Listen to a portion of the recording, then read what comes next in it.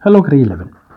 Last video we practiced and we learned about limited reagent and theoretical yield. In this video we are going to continue with this. However, we are going to learn how to calculate the percentage yield. So let's start by writing down the formula of percentage yield. So percentage yield is equal to actual yield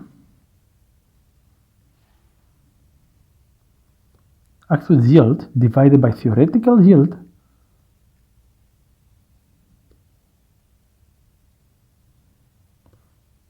multiplied by 100. Now, let's look at this formula real quick, real fast. Actual yield is whatever it is really produced in the factory. So this is the actual, what was produced in the factory. The theoretical yield is calculated, is in theory of the calculation. That is the theoretical yield. This is done by identifying the limiting reagent. All right. So this is what we need in order to calculate the percentage yield. The actual yield will be given, or generally is given. The theoretical yield is being calculated. Now, how to determine the theoretical yield? It was done in previous video. Let's just have a very fast, very quick look. Okay. First, in order for us to, this is one example, we're going to continue with this example. In order for us to calculate the theoretical yield, we need, the theoretical yield, remember, is by calculation how much we should get at the end of the reaction. What is the mass, what is the volume, whatever the calculation is about. Now, to do that, first of all, we need to identify the limiting reagent. Remember, the limiting reagent is the reactant that finishes first during the chemical reaction. To identify the limiting reagent, you have to calculate the number of mole of each reactant. In this case, it's sulfuric acid and ammonia. So you need to calculate the number of mole of each reactant, which is done here for the sulfuric acid and here at the bottom for the ammonia. All right. Now, you get the number of mole. That doesn't give you the limiting reagent. It doesn't mean that you get now less sulfuric acid. It is going to be the limiting reagent. In order for us to know which one is the limiting reagent, we have to use the ratio from reactant to product for each of the reactant. All right. Whoever gives less product, that will be the limiting reagent, because that means that it will finish before the end of the reaction. In this case, after the ratio, you can see the ratio for a sulfuric acid. Let's go to the equation so you can see it. The ratios are the numbers at the front.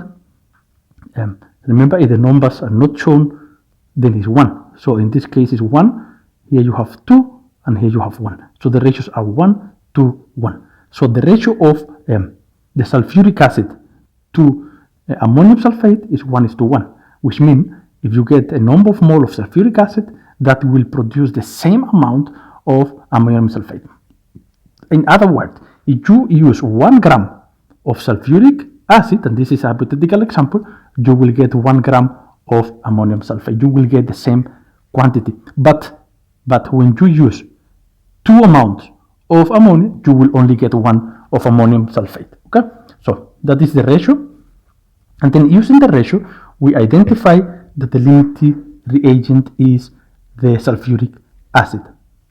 Once you identify the limiting reagent, then we have to calculate the mass, or the question, whatever the question is all about, of the product by using the number of mole that we produce from the limiting reagent. We cannot use the other one because the other one will be in excess, which means when the sulfuric acid was done, you will still have some ammonia. So we cannot use the ratio using ammonia. Okay, so here we have the amount of ammonium sulfate that we can produce if we use that specific amount of sulfuric acid, which is the limiting reagent. This one, this amount that we can get using the limiting reagent is what we call theoretical yield. So this amount here is the theoretical yield, right? So let's see the continuation of this example. Note, it's the same example, right? The only difference is now we already have the theoretical yield. All we want is to calculate the percentage yield. So this says sulfuric acid reacts with ammonia. to produce the fertilizer ammonium sulfate according to the following valence equation. Is this one, and this one is exactly the same as the previous example. A factory worker carries out the above reaction using 2 kilograms of sulfuric acid and 1 kilogram of ammonia. That was the same amount we did in the previous calculation, and get 2.5 kilograms of ammonium sulfate. This is what the factory get. This is the actual yield. Actual yield. That is what is actually get, what in reality the factory got. Okay, so now they're asking to calculate the percentage yield. Right, so all we have to do is to, well, use the equation, the formula of the percentage yield, and then substitute the values. So percentage yield is equal to actual yield, which is given in the equation is 2.5 kilograms. Remember, you cannot work with kilograms, so let's convert it here. 2.5 kilograms. Remember, you have to multiply by 1,000, so it will be 2,500 grams. You work with grams. So this one is actual yield 2,500 grams divided by theoretical yield, was calculated previously. Please watch the video, the previous video. I will leave in the comments. I will leave the link so you can go watch the video. 2,691.48. 2,691. 91.48. 91.48 multiplied by 100. Multiplied by 100. Sorry about that small mistake. So that is how to calculate the percentage yield. Let's go to the calculator, and it's 2,500. Let me clean the history here. It's 2,500 divided by 2,691.48, and that is times 100.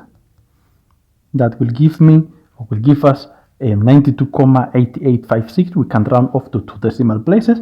Will be 92.89. 92.89. So the percentage yield is equal to 92. Let's write the yield. Let's keep the word there. Yield is equal to 92.89%. This is the percentage yield. Please note, if you do calculations and the rounding off is different to the one I use, then the answer might change a little bit, right, in the numbers after the comma. It should not be a big change, but not that one. So it's not a big issue if your answer is not exactly the same. I did previous calculation and I got 92.79. It was a small mistake with the substitution or probably the rounding off. So just to recap quickly, in order for us to calculate the percentage yield, we need to identify the limit reagent, and we need to calculate the theoretical yield, which is the minimum amount of product that can be formed. Okay, so this is the percentage yield. Next time might be an example or another video. Thank you very much. I hope it really helped to understand this topic. Thank you.